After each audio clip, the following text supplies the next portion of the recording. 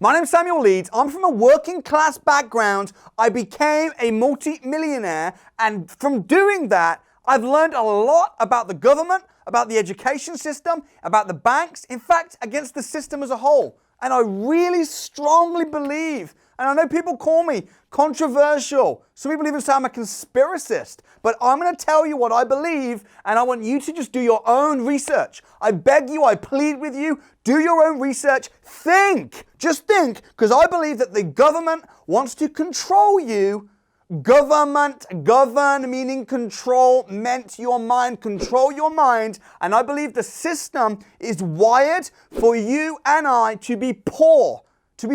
I believe that the system wants us to work 40 hours a week for 40 years to retire on 40% of what we couldn't afford to live on in the first place. We have the carrot dangled, with a job. It's like, well, look forward to the weekends. Feel Good Friday. Why Feel Good Friday? You're still working. Feel Good Friday because it's one step closer to the weekend. And then on a Saturday, what do? On a Saturday, we do errands, and then on a Sunday, we recharge, and then back to work on Monday. Until the age of 67. Retirement age is getting pushed back, pensions are becoming more and more of a joke, and people are getting poorer. In fact, I correct myself. The poor are getting poorer, the rich are getting richer. And listen, I make no apologies. I am wealthy. I have become wealthy. But most people, when they become wealthy, when they become multimillionaires, what they do is they hide away. Whereas what I want to do is I want to tell you openly, honestly, and call out the system. Because listen, okay, you might think I don't know why people think I'm controversial saying this, but why do schools not teach anything about money? Why is there no teachings of money at all? Good debt, bad debt, no one knows what it means at school. Most adults don't know what it means. The difference between an asset and a liability. No one knows what it means. Why? Because schools don't teach it. Now, is it the teacher's fault? No, it's not. It's because the government do not allow that kind of teaching to be in the curriculum. So why would the government and the curriculums ban teaching money in schools? And you might say, but Samuel, shut up, stop complaining about it. I'm not complaining about it. I've become very wealthy. I teach people how to make money, and I want them to teach money in schools. I've tried, I've spoken to teachers, I've gone into the school that I went to, I've gone into the assemblies, I've led assemblies. I'm currently in the process of talking with the Ugandan government in Africa. My wife is born and bred in Zimbabwe in Africa, and I'm in negotiations with partnering with the Ugandan government I've said I'll pay for the building. I'll pay for the school buildings. Just let me teach money and let me help put money and financial independence and financial education in the curriculum. But why are the government banning kids being taught the basics of money? Instead, what happens at school, and by the way, the whole definition of education, and you look it up, or you can call me controversial, but I'm just speaking what I believe to be the truth, what I believe to be facts. The definition of education is to draw out from within. That's educate.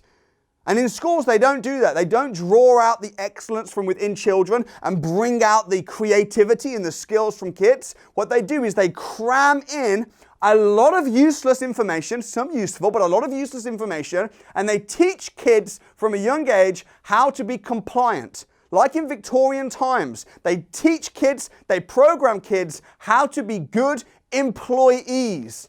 That's it.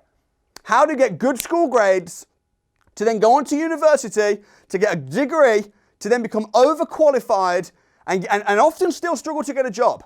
And everyone just wants a job.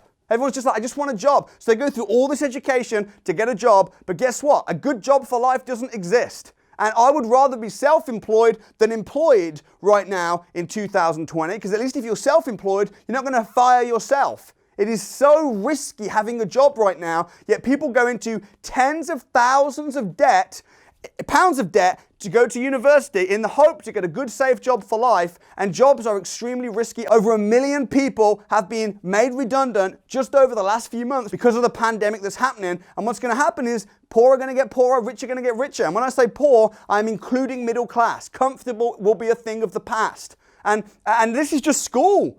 I haven't even started talking about what happens when you leave school. When you leave school, what happens is you're then encouraged to work really hard in a job, to make someone else rich, to then save up your money, and you're then encouraged to put your money in the bank. And they say that in the bank, that's where your money's safe.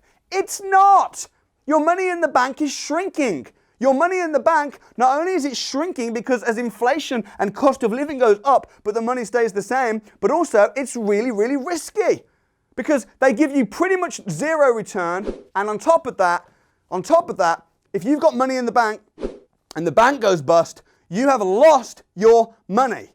Now, I mean, I know people that have got millions of pounds in the bank. I'm like, are you financially retarded? Did they not teach you this in schools? Obviously, yeah, of course they didn't. But if you've got millions of pounds in the bank goes bust, you'll be left with about £80,000 in the bank. You know, you've just lost millions of pounds. If everyone went to the bank and said, hey, can we have our money please that we put in the bank? They'll be like, nah, you can't have it. Why not? Because they tell you to invest money safely in the bank. You give it to the banks and then they invest it. And they make very good returns and they give you 0.5%. You know when it starts with a zero, it's bad. So I mean, that's a scam. If I did that, oh my goodness. And the hypocrisy of the banks, the hypocrisy of the system. I mean, listen, as I say, you might not agree, but just look into it. Just look into it. I'll urge you, go to a bank tomorrow and say to your bank manager, I'd like a £25,000 loan, please. And when they say, what for? Tell them that you want the loan to go and invest in an investment property.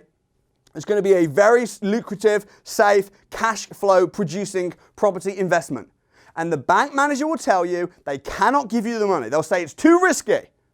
Then go back the next day and say, I want £25,000, please. And when they say what for, tell them that you want to use it to get married. And they'll congratulate you. They'll say, oh, congratulations, when's the wedding? And they'll give you the £25,000 that's going to be gone in a day on the wedding day. And the marriage has got a 50% chance ending divorce anyway, but they'll give you that. They'll give you the £25,000 to go on holiday.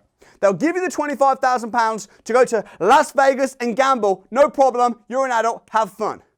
But they won't give it you to go and invest in property. Why? Because I believe the system wants you poor. I just can't see all of this stuff, right from when you're a kid, right up and when to you're old, we are lied to, we are brainwashed, we're even brainwashed by the media, the bad news media. We're brainwashed, we're encouraged to get into bad debt, but discouraged from getting into good debt. The media will tell you, buy now, pay later. Buy this hot tub now, 0% interest, and then pay for it next summer in a year's time. And everyone goes, oh, that's nice, that's helpful. And then what happens? In a year's time, you've still got to pay for it. You've still got to pay for it. Now you're just winding yourself up in bad debt. Taking credit card debts to pay off bills, downward spiral of debt. Most people are in bad debt. And the crazy thing is, and the reason I'm so happy to speak and expose all this nonsense is because the same people that do that try and expose me. And say, oh, they call me the controversial property trainer. What's controversial? It's just the truth. He encourages people to get into debt. No. I show people how to get into good debt and how to invest. And believe me, most rich people, they have a high net worth, but they have a high debt worth, but they know the difference between good debt and bad debt, and they know the difference between a liability and an asset. And what the system tries to do is it tries to confuse people about money. It tries to get people in bad debt so that they're slaves to the system, so that they'll just be a good boy, a good girl, and work until they're 67 years old. That's what the system wants us to do. And I'm tired of it. And I'm tired of being called the controversial. I mean, what? Am I controversial? I don't know. Is this true? I think so. Let me know your comments though, because I'm tired of it. I'm tired of the rich getting richer and the poor getting poorer. I'm tired of the government bringing in new schemes, pretending to help the poor when I know that it's helping me. And I'm rich. I've got millions of pounds. So they bring these schemes in, like help to buy scheme. It's not help to buy scheme. It's a sham. It's help to sell. Because you can only buy properties that are new builds. So what's happening is the rich developers are flogging overpriced development properties to first-time buyers, and sucker first-time buyers are buying it on the help to buy sham scheme. And the government's saying they're helping people buy. No, they're helping developers, rich developers like me, sell. I know what's happening because I'm on the other side of it. I sit on the tables, I speak to the people, I know what's happening. Most rich people don't say anything because they're happy, because they're getting richer.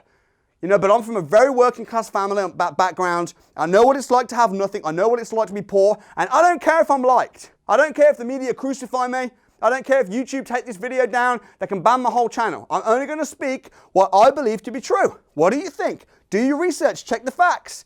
And right now, all these schemes that they're doing. Geez, it's so obvious. Can people not see through it? When George Osborne in 2016 announced Section 24 and said it was to help poor people, it was to help the working class, Section 24 was going to go against the greedy landlords. Right back in 2016, Section 24 tax that they brought in, I said it's going to help the rich people. What's going to happen is it's going to push rents up. And people are just going to start buying through companies and Section 24 won't even apply. And what happened? The rich have gone on and got richer. And the poor continue to get poorer. And honestly, it's so friggin' obvious. I don't know why everyone can't see this.